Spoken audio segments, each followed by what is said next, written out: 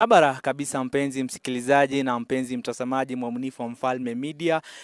Bila shaka niko live, yani mubashara katika chuo cha walimu cha Kamwenye ambako kuna maandalizi ya siku ya kesho, ambaye siku ya kesho kutakuwa na sherehe ya mahafali. Yani kama wanavyosema graduation day. Na bila shaka mpenzi mtazamaji, hapa nina baadhi ya wakurufunzi ambao ni wakurufunzi wenza ambao wanafanya ule usomi au kitofu cha walimu, na hatimaye siku za halafu watakuwa walimu. Na bila shaka naomba tu niweze kuwapata watueleze hisia zao ni zipi kulingana na siku ya kesho. Mwanzo kabisa utatueleza jina lako ni nani na utueleze hisia zako ni zipi kuhusiana na siku ya kesho.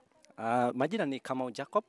Hisia zangu za mseto kwamba siku ya kesho itakuwa ni siku ya kufana na bwembwe, manake kuna wale wakurufunzi ambao wamekuwa wakisomea pale na itakuwa ni siku yao maalum ya kuweza kufunzwa. Hivyo basi tunashikilia kwamba na kuweza kuwa na mtazamo kwamba itakuwa siku yenye bwembwe na siku ya kufana, hasa kwa sisi wakurufunzi ambao tunazidi kujizatiti.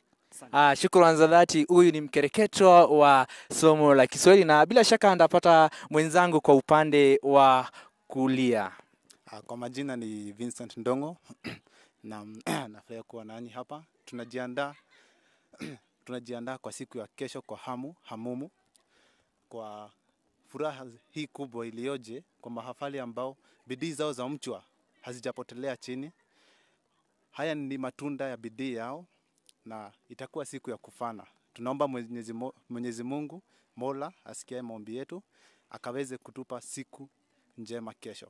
Bila shaka shukrani za dhati. Na kwa upande wangu wa mkono wa kushoto tunampata dada mmoja ambaye ataweza kutueleza jina lake na hisia zake ni zipi kulingana na siku ya kesho.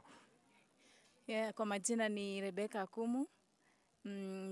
Ningependa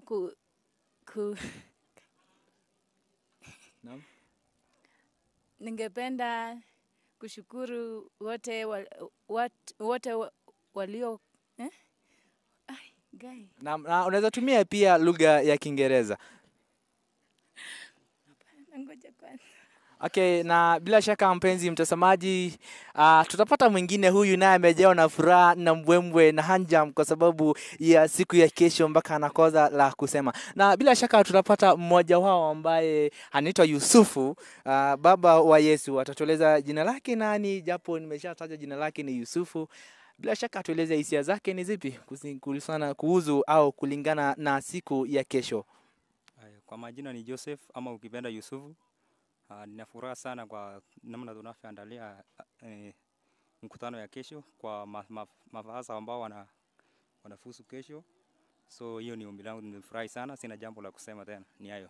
Na mpenzi mtazamaji, hadi hapo sina la ziada wala la masidadi, ila ningependa tu kukufahamisha kwamba siku ya kesho itakuwa ni siku kubwa. Itakuwa ni sherehe ya kufana, kwani wahitimu wanahitimu. Na kumbuka Mswahili alisema siku moja kwamba kila kitu kilicho na mwanzo bila shaka kikose mwisho. Hadi hapo sina la ziada, bila tu nikutakie usiku mwema, usiku mwanana, na siku ya kesho usikose, na ukikosa usije ukasema ukarogwa.